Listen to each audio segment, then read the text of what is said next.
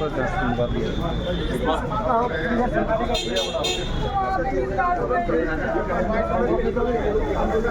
जाएगा, कहाँ जाएगा ये? सर सबको पता है, हमारे यहाँ के माननीय सांसद साहब विधायक साहब सबको पता है।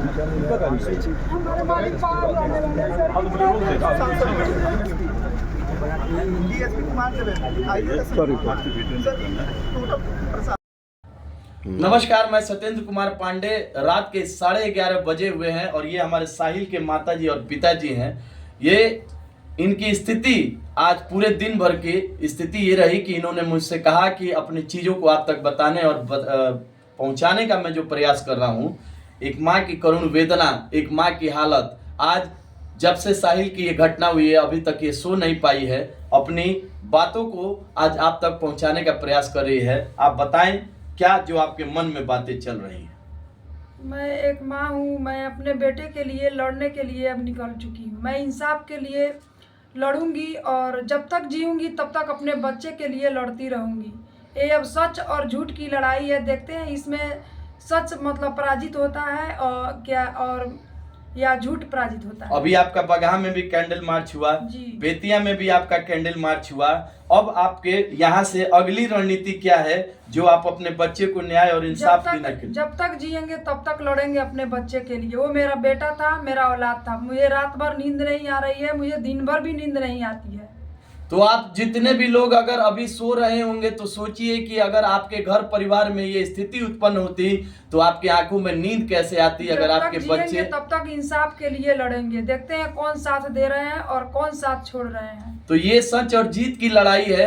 अब ये समय उसका निर्णय लेगा और फैसला करेगा एक माँ के और उस साहिल को न्याय और इंसाफ दिलाने के लिए। देखना है कि अब इसमें समय क्या रंग लाती है, सच और जीत के बीच में विजय किसकी होती है। मेरी 3 लड़की में एक वही मेरा पुत्र था। मैं उसको इतना मन्नत से मतलब भगवान से इतना विनती करके पूरे देवता देवियों से उसको मांग के लाई थी। मतलब समझिए कि मैं भगवान से लड़ के लाई थी। और आज मेरे पुत्र को इन लोगों ने पीट पीट के मतलब हम पढ़ने के लिए भेजे, लेकिन इन्होंने निर्दयी जैसा पढ़ाया नहीं, लेकिन 9 दिन के अंदर मेरे बच्चे को पीट पीट के हत्या किया। मैं उन लोगों पे मतलब आरोप नहीं लगा रही हूँ, मेरा पूरा सबूत मेरे साथ है। मेरे बच्चे का पीठ का निशान है। मैं एक छड़ी भी नहीं छुई थी उसको, लेकिन मेरे बच्चे को पीट पीट के बेरहमी से उन लोगों ने हत्या किया है। मैं उन लोगों को मतलब छोड़ने वाली नहीं हूँ। न रात सोती हूँ न दिन सोती हूँ, मुझे नींद नहीं आती है। और अब मैं निकल चुकी हूँ बच्चे के न्याय के लिए। जिस तरह भगवान से लड़ी हूँ उसी तरह मैं हर जगह लड़ के और इंसाफ दिलवाऊंगी। मैं अपने बच्चे के लिए, मुझे इतना दर्द है अपने बेटे के लिए कि अब हम कह भी नहीं सकते हैं और ना ही रो ही सकते हैं। जब से ये हमारे साहिल के साथ जो घटना घटी हुई थी, एक माँ के बराबर इस बात का कथन था और कहना है कि मेरे बच्चे की निर्मम हत्या पीट पीट के कर दी गई। तो मेरा सवाल आज भी है उन लोगों से कि आखिर उस बच्चे के अंदर आप लोगों ने क्या गलती पाई। और एक बात सोचने की बात है कि जिस माँ ने इतने मन्नत करके जगह जगह पे देवी देवताओं का पूजा करके व्रत रख के तपस्या करके अपने 3 पुत्रियों के बाद एक पुत्र की उसकी प्राप्ति होती है और वो पुत्र 11 साल के बाद देवासन करके यहाँ से चला जाता है।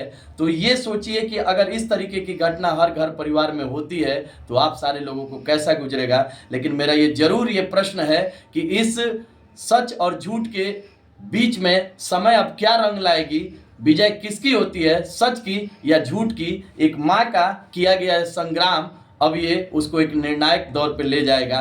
हम आप तमाम लोगों से एक बार फिर से विनती और आग्रह करते हैं कि इस माँ के किए गए इस मुहिम और इनके एक आह्वान में आप अपना सहयोग प्रदान करें और इनको बल दें ताकि साहिल को न्याय मिल सके, उसकी भटकती आत्मा को संतुष्टि मिल सके, सुकून मिल सके और एक माँ की जो आंसू है उस आंसू की कीमत चुकाई जा सके।